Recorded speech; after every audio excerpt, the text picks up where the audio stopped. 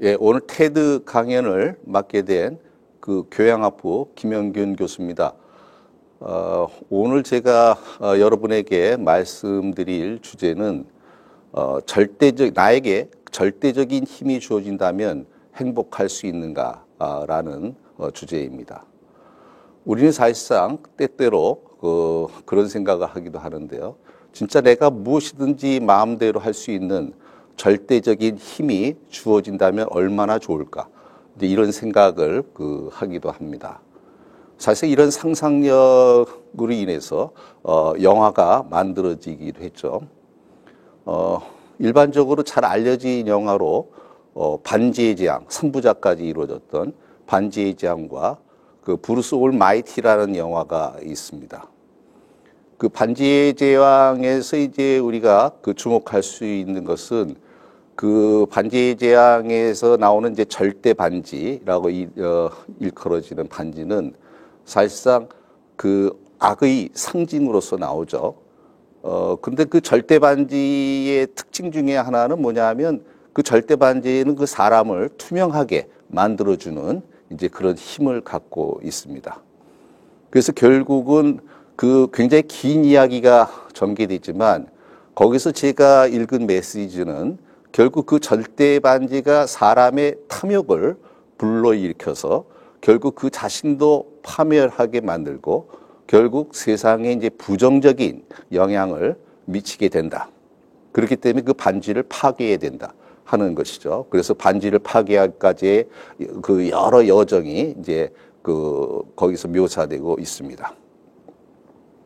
그리고 또 브루스 올마이티라고 하는 영화는 보면 그 주인공이 어떻게 보면 세상에서 되는 일도 없고 불만으로만 가득 찬 주인공이 등장하죠. 이제 그런 주인공에게 어느 날 갑자기 신이 나타나서 신의 그런 전능한 힘을 이제 부여합니다. 네가 한번 그러면 세상에 대해서 이 힘을 사용해 봐라. 이제 이런 식으로 전능한 힘을 부여하게 됐죠. 그래갖고 이 주인공은 그 힘을 처음에는 바로 이제 말 그대로 자신의 이기적인 욕망을 위해서 사용합니다. 그래서 이제 어떤 일까지 저지르게 되냐면 그 자기의 어떤 부인과의 어떤 로맨틱한 사랑을 위해서 달을 갖다가 지구 가까이 끌어오게 되는 그런 일까지 벌입니다. 영화에서나 가능한 일이겠죠. 이제 그런 것을 통해서 이제 자기는 로맨틱한 사랑을 즐기지만 결국은 그 달이 지구 가까이 오게 됨으로 해서 물난리가 나는 장면이 매우 이제 인상적이었습니다. 사실상 이제 이런 반지, 절대적인 힘을 주는 이런 반지에 관한 얘기, 혹은 또 절대적인 힘이 부여됐을 때 일어나는 여러 가지 일들, 이제 이러한 그 영화의 주제를 생각해 보면 제가 볼 때는 이런 이야기들의 원조라고 할 수 있는 것이 플라톤의 작품에 나옵니다. 이제 플라톤의 그 작품 중에서 가장 어떻게 보면 대중에게 널리 알려진 작품으로 국가라는 작품이 있습니다. 이제 국가는 굉장히 긴 책인데요. 보통 10권으로, 10권으로 구성되어 있는데 국가 그 2권에 보면 이제 기게스의 반지라고 하는 이야기가 나옵니다. 근데 바로 이 기게스의 반지 이야기가 조금 아까 말씀드린 그런 그 반지의 제왕 이런 얘기에 어떻게 보면 모티브를 제공하지 않았을까 저는 개인적으로 그렇게 생각합니다. 제가 그걸 뭐 확인을 안 해봤지만 내용을 봤을 때 충분히 그런 상상력이 원천이 되지 않았을까 이렇게 생각하는데요. 그래서 우리가 이제 그 기게스의 반지 이야기를 좀 더 생각해 보고 그것이 우리에게 주는 메시지가 무엇인가 이런 점에 대해서 좀 더 생각해 볼까 합니다. 이제 기게스의 반지 이야기 내용을 간략하게 말씀드리면 다음과 같습니다. 기게스는 이제 목동의 이름인데요. 이 기게스라고 하는 목동은 보통 평범한 사람이었습니다. 근데 이 기게스가 살던 곳에 어느 날 엄청난 지진이 일어났어요. 그래서 지진이 일어나서 기게스가 땅이 갈라져서 이제 그 지하 세계로 내려가게 됩니다. 이 이야기니까 이제 죽지 않고 지하 세계로 내려가게 되죠. 근데 지하 세계로 내려가서 그는 여러 놀라운 것들을 보았는데 그 중에서 기게스의 눈에 띄었던 것은 청동으로 된 말이 눈에 띄었어요. 그래서 그 청동으로 된 말을 자세히 보니까 자그마한 문이 달려 있어서 그 문 안으로 들어가게 됩니다. 문 안으로 들어갔더니 그 안에 시체가 놓여 있는데, 아무것도 몸에 걸치지 않은 시체가 놓여 있었는데 그 손에 반지를 하나 끼고 있다는 것을 보게 되었어요. 그래서 기게스는 그 반지를 빼갖고 우여곡절 끝에 지상으로 나오게 됩니다. 그래서 이제 그 반지를 갖게 됐는데, 이 기게스는 그 반지를 이제 끼고 생활하다가 이제 어느 날 목동들의 모임이 있어서 그 모임에 나갔습니다. 그래서 친구들과 어울려서 얘기도 하고 지내다가 있는데 갑자기 주변 친구들이 기게스가 갑자기 어디 갔느냐, 보이지가 않는다, 이제 이런 이야기고 수군거리는 일이 생겼어요. 그리고 그런 과정을 통해서 기게스는 반지의 비밀을 알게 됩니다. 즉 반지를 갖다가 자신의 안쪽으로 이렇게 돌리게 되면 자신의 모습이 보이지 않게 되고, 또 바깥으로 돌리면 다시 나타나게 된다는 요술 반지임을 알게 돼요. 그래서 사람을 투명하게 만들어주는 반지죠. 그 반지의 제왕에서도 그 반지가, 절대 반지가 사람을 투명하게 만들어주죠. 그러니까 이제 사람을 이게 투명하게 만들어준다고 하는 모티브가 기사에서 굉장히 중요한 모티브입니다. 그래서 이제 기게스는 우리도 같이 생각해 볼 만한 그런 생각을 하게 되는데, 야, 이제 이런 반지가 나에게 있으니 나는 이제 무엇이든지 할 수가 있고, 내가 원하는 여자하고는 누구랑도 잠자리를 같이 할 수 있고, 무엇이든지 할 수 있다, 이런 생각을 하게 됩니다. 그래서 결국은 왕비와 간통을 하고 왕을 살해한 다음에 왕국을 장악했다는 이야기가 기게스의 반지 이야기입니다. 결국 기게스의 반지는 결국 제멋대로, 사람들에게 제멋대로 할 수 있는 자유를 주고 신과도 같은 절대적인 힘을 행사할 수 있게 해주는 반지입니다. 근데 왜 이런 반지 이야기가 등장했는가? 이 이야기는 이제 아까 말씀드린 국가에서 이제 대화하는 과정에 나오는데요. 그 국가란 작품에서 대화를 이끄는 사람은 소크라테스입니다. 근데 그 대화의 상대자들이 이제 여러 명 나오는데, 그 중에 한 사람이 글라우콘이라는 대화자가 있어요. 근데 바로 이제 글라우콘이 이 이야기를 하면서 이제 이런 문제 제기를 합니다. 만약에 이런 반지가 두 개가 있다고 해보자. 그래서 하나는 이른바 세상 사람들이 도덕적으로 올바르다고 생각하는 그런 사람이 끼고, 다른 하나는 세상 사람들이 비도덕적이라고 하는 사람이 끼었다고 해보자. 그렇다면 결과는 어떨 것인가? 그랬을 때 글라우콘은 어떤 입장을 대변하냐면 그 결과는 같을 것이다. 즉 도덕적으로 올바른 사람이든 올바르지 않은 사람이든 둘 다 자신의 이기적인 욕망을 위해서 그 반지의 힘을 사용할 것이다 하는 것이 이 글라우콘의 주장입니다. 사실상 충분히 납득할 수 있는, 어떻게 보면 생각해 볼 수 있는 주장이죠. 그래서 이런 주장은 사실상 두 가지 점을 전제합니다. 우선 첫째로 인간은 근본적으로 이기적인 존재이다. 그리고 이 이기심을 최대한 충족시킬 때 인간은 행복할 수 있다. 이런 주장이죠. 그 다음에 두 번째 것은 그 도덕이라고 하는 것은 그렇게 신성불가침하고 절대적인 것이 아니고, 도덕은 실상은 공동체의 유지를 위해서 필요해서 인간이 인위적으로 만든 것에 불과하다.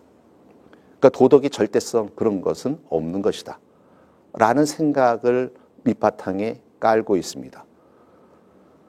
사실상 이러한 이제 주장은 굉장히 근본적인 주장인데요. 이로 인해서 우리가 보통 철학에서 도덕 철학의 영역에서 굉장히 근본적인 문제가 제기된 것으로 평가합니다. 그럼 어떤 문제냐?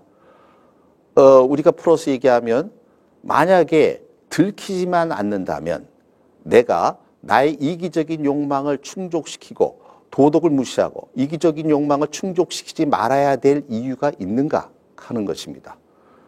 그래서 이건 보통 왜 나는 도덕적이어야 하는가라는 물음으로 제시되는데요. 보통 우리가 말하는 이기적인 욕망과 도덕이 충돌할 경우에 내가 도덕을 선택해야 할 이유가 있는가 하는 물음입니다. 뭐 이러한 문제는 실상 우리가 일상생활에서 우리가 쉽게 어떻게 보면 마주치게 되는 문제입니다. 예를 들어서 뭐 우리가 그 시험을 볼 때 부정행위를 하는 것, 컨닝을 하는 것은 아주 그 적절한 예가 될 수 있는데 우리가 부정행위를 해서 예를 들어서 들키지만 않으면 나에게 좋은 학점이 딸 수도 있고 굉장히 큰 이익이 올 수 있다. 들키면 재수없다. 이런 식의 또 생각을 하는 사람들도 많이 있죠. 그래서 이게 들키지만 않으면 내가 그 도덕적인 행위를 굳이 해야 될 이유가 뭐가 있느냐. 이런 생각을 할 수 있습니다.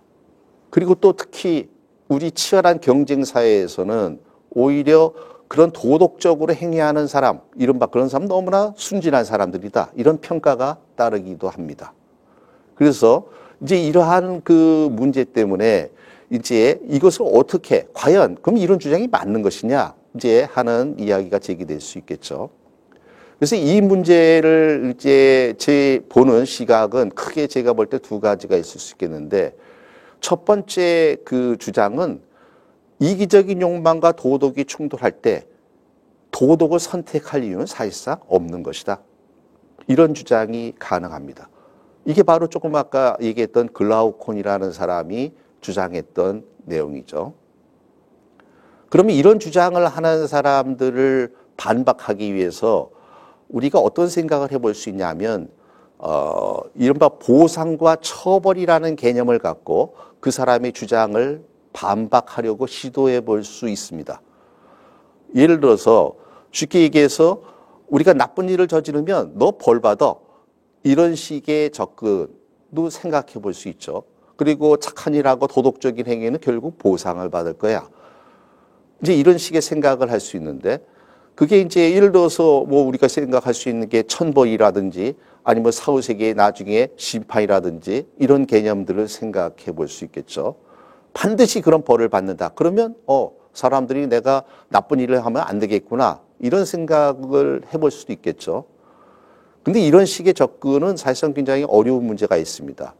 우선 천벌이나 뭐 사후심판 얘기를 하기 위해서는 말 그대로 신의 존재가 증명돼야 되는데 그거는 사실상 여태까지 무수히 많은 사람들이 시도했지만 이성적으로 증명되지 못했습니다. 또한 사후세계가 있는지 없는지도 모르는 것이고 그래서 그런 천벌을 운이해 갖고는 도대체 그런 사람들을 설득하기가 어렵습니다. 또 어떤 사람들은 양심이라고 하는 게 있지 않냐. 양심에 어떤 내적인 고통이 따르기 때문에 나쁜 일을 해서는 안 된다라고 주장하는 사람도 있지만 실상은 그 양심을 버린 사람도 우리는 수도 없이 봅니다. 그래서 그런 식의 접근은 상당히 문제가 있겠죠. 그런데 이런 보상과 처벌이라고 하는 개념을 갖고 접근하는 것은 근데 실상 더욱 큰 문제를 야기합니다. 이제 어떤 문제냐 하면 도덕적 행위가 의미가 없어진다는 겁니다. 이게 무슨 얘기냐 하면 이제 이런 예를 하나 생각해 보시죠. 내가 그 어떤 기업 일을 하는데 굉장히 돈을 많이 벌었어요. 돈을 많이 벌었는데 그 과정에서 어떻게 보면 악착같이 돈을 벌면서 나쁜 일도 많이 했습니다. 월급도 제대로 주지도 않고 예를 들어서 그러던 사람인데 어느 날 내가 신문을 보니까 이 사람이 엄청나게 많은 돈을 사회에 환원한다라는 기사가 났어요. 내가 그 기사를 보고서 이 사람이 결국은 이렇게 좋은 일을 하려고 그렇게 악착같이 비난을 받아서까지 그렇게 돈을 모았구나. 그래서 내가 참 잘못 생각했구나.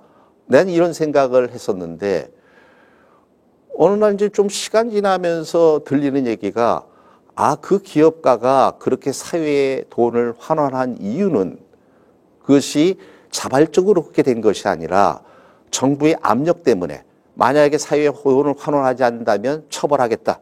너희 여태까지 잘못된 일에 대해 처벌하겠다라는 처벌에 대한 두려움 때문에 그런 행위를 했다고 한다면 한 것이 알려졌어요. 그렇다면 우리는 그 사람의 사회의 환원 행위를 갖다가 도덕적으로 칭찬할 수 있겠습니까? 우리는 도덕적으로 칭찬하지 않겠죠. 즉 지금 말씀드린 내용은 처벌과 보상과 처벌이라는 개념 틀로는 이런 문제를 접근하는 것이 옳지 않습니다. 그래서 이제 이것에 대한 어떤 근본적인 대답으로서는 이제 플라톤의 어떤 관점을 생각해 볼 수 있는데요. 결국은 비도덕적인 행위를 해서는 안 되는 이유는 그것이 사람을, 우리 자신을 해치기 때문이다라는 생각입니다. 이게 사실상 플라톤의 근본적인 대답의 방향이었습니다. 즉 인간에게는 육체적으로 좋은 상태가 있듯이 영혼에게도 좋은 상태가 있고 바로 우리의 영혼의 좋은 상태를 해치게 된다 하는 것입니다. 그래서 인간은 여러 가지 사실상 욕망이 있지만 인간이 예를 들어서 물질적인 욕망 또 명예에 대한 욕망 이런 것만을 추구해 갖고는 결코 행복할 수 없어요. 인간에게는 근본적으로 좋고 아름다운 것을 추구하고자 하는 욕망이 있고 그런 열망이 있습니다. 플라톤은 이것을 에로스라고 했어요. 에로스라고 하는 것은 그러니까는 단순히 보통 우리가 생각하는 성적인 욕망만을 의미하는 것이 아니라 조음에 대한 갈망을 의미합니다. 그런 조음에 대한 갈망 속에서 우리의 삶을 보다 나은 삶을 추구해가는 삶을 살 때 우리가 행복할 수 있는 것이지 나에게 절대적인 힘이 주어졌다고 해서 그 힘을 제멋대로 말 그대로 물질적인 욕망 아니면 육체적인 쾌락 이런 것을 갖다 충족시키는 방향으로 그 힘을 쓴다고 해서 행복하게 되는 것은 아니라는 사실을 우리 한번 다시 생각해 볼 필요가 있을 것 같습니다. 예, 고맙습니다.